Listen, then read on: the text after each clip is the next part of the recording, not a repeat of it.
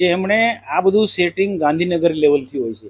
ગાંધીનગરમાં બેઠેલા ગ્રામ વિકાસ વિભાગના જે પણ જવાબદાર લોકો હોય, કમિશનર હોય કે પછી મંત્રી હોય, આ બધા લોકોનું બધાનું સેટિંગ હોય છે. એજન્સીને કામ મળે ત્યાં સુધી સેટિંગ હોય છે. અને ત્યાર પછી જિલ્લા વિકાસ અધિકારી હશે કે પછી ડીઆરડી નિયામક છે કે તાલુકાના અધિકારીઓ આમાં બધા ઇન્વોલ્વ હોય. અને પદાધિકારીઓ પણ જે ચૂંટાયેલા પ્રતિનિધિ હોય, એમાં ધારાસભ્ય હોય કે જે પણ હોય, પાર્ટીના ઘણા બધા, દરેક પાર્ટીના લોકોને, બધા લોકોને આણે ફંડ આપ્યું. મને કીધું, મને યાદી બતાવી.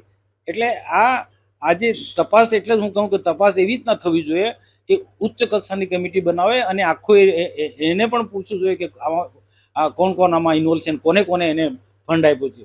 શરૂઆત તો ગાંધીનગરથી કરે. ગાંધીનગરના દૂધે ધોયેલા નથી. તપાસ તો આપી દેશે. મોટી મોટી વાતો કરે. એ લોકોને બી હપ્તા મળ્યા છે, ટકા એમને પણ બધાને મળ્યા છે. કોઈ બાકી નથી. ભાજપ વાળો હોય, કોંગ્રેસ વાળો હોય, આમ આદમી પાર્ટી હોય કે બીજા કોઈ બી હોય, કોઈ બાકી નથી. એની પાસે આખી યાદી છે.